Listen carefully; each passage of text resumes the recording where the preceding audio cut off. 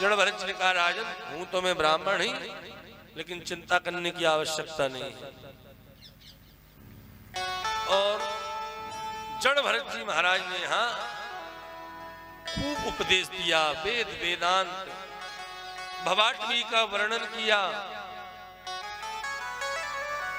पृथ्वी का वर्णन किया, सूर्य का वर्णन किया, मानो वेदांत का ज्ञान दे दिया। और अंत में रघुगण का कल्याण किया। परीक्षित जी महाराज कहते हैं सुखदेव भगवान से, गुरुदेव ये बताइए नरक क्या होते हैं और नरक कहां है? सुखदेव भगवान कहते हैं परीक्षित 28 प्रकार के नरक होते हैं। रौरव, महारौरव, कुंभीपाक, कालसूत्र, वैतरणी इत्यादि ऐसे 28 प्रकार के नरक होते हैं। और अलग अलग कर्म से जीव को उसकी यातना भोगनी पड़ती है। जो पर स्त्री पर संपदा का हरण करता है उसे रौरव नरक में जाना पड़ता है। वहां क्या होता है? पृथ्वी पूरी लाल होती है आग की तरह, उस पर फेंक दिया जाता है। मरता नहीं है वो व्यक्ति, तड़पता रहता है। जो पर स्त्री गमन करता है, झूठी गवाही देता है, महारौरव नरक में जाना पड़ता है। बोले उसमें क्या होता है? बोले यमपुरी में एक तेल की कड़ाही रखी रहती है, तेल उबलता रहता है, उस जीव को उसमें फेंक दिया जाता है। पकौड़े की तरह फूल जाता लेकिन मरता नहीं है। नरक में जो भोगना पड़ता ना, इसके लिए पनिशमेंट के लिए अलग से एक शरीर दिया जाता है। जो घर में आए हुए अतिथि को गिद्ध की नजर से देखता है, नरक में उसकी आंखें गिद्ध ही नोच लेता है। कोई अतिथि आए, अब कौन बनाए, कौन इनका स्वागत करे? अतिथि का मतलब है जो अचानक आ जाए बिना अतिथि के।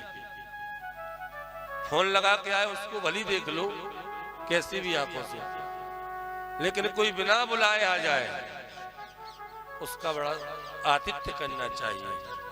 अतिथि देवो भव। तो इस प्रकार नरकों का वर्णन किया। परीक्षित तो डर गए, बोले महाराज बस कीजिए। सुखदेव भगवान बोले राजन डरने की जरूरत नहीं है, ये नरक भी जरूरी है। अगर इन नरकों का डर ना हो तो बिना अंकुश के हो जाएंगे जी, इसलिए इन नरकों का अंकुश जरूरी है। तो महाराज अगर जीवन में किसी से छोटे मोटे पाप हो जाते हैं, अनजाने में पाप हो जाएं, उनका प्रायश्चित कैसे होगा? क्या उन पापों के लिए भी नरक में जाना पड़ता? बोले नहीं, अनजाने में किए हुए पापों के प्रायश्चित बताए। जैसे हम नहीं चाहते तब भी कुछ पाप हो जाते हैं। अब हम मार्ग में चल रहे हैं, कई बार चींटी इत्यादि हमारे पैर से दब के मर जाते हैं।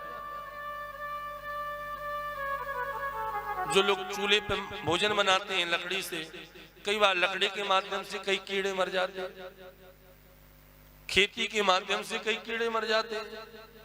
तो ये अनजाने में किए हुए पाप, हम चाहते नहीं कि पाप करें। तो ऐसे लोगों को नित्य 5 यज्ञ करना चाहिए अपने घर में। प्रत्येक गृहस्थी को ये 5 यज्ञ नित्य करना चाहिए। बहुत छोटे से यज्ञ। पहला यज्ञ घर में जब भोजन बनाए, पहली रोटी गाय की, अंतिम रोटी कुत्ता की। दूसरा यज्ञ जो भी बने अपने पितरों के निमित्त होम। तीसरा जो भी घर में बने ठाकुर जी को प्रसाद लगाकर। चौथा यज्ञ जो जलचर जीव हैं, जल में जो जीव रहते हैं, मछली इत्यादि, उनको गीला आटा करके खिलाएं। पांचवा यज्ञ कीट पतंग चींटी इत्यादियों के लिए बूरा आटा, जैसे पेड़ वगैरह के नीचे रहती है, वहां थोड़ा सा आटा और मीठा बूरा मिला करके डालना चाहिए। ये 5 यज्ञ जो नित्य करता है, अनजाने में किए हुए पापों का प्रायश्चित हो जाता है। और प्रत्येक गृहस्थी को ये 5 यज्ञ करना ही चाहिए।